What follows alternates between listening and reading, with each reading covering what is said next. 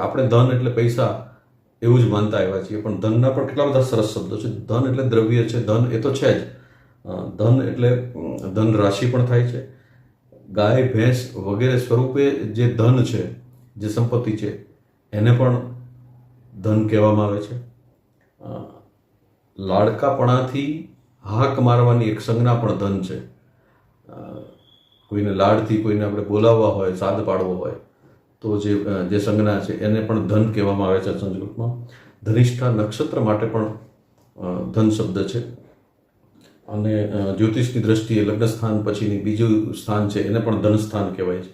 અને ધનનો એક અર્થ શબ્દ એટલે કે નાદ એવો પણ થાય છે. તો આ ધન ઉપરથી ધનંજય શબ્દ પણ આવ્યો, અને એ જ ધન ઉપરથી ધનિક શબ્દ આપણે વાપરતા આવ્યા છીએ. ધનિકના પણ જુદા જુદા અર્થો છે. ધનિક એ પણ છે કે જેની પાસે ધન છે, ધનિક એ પણ છે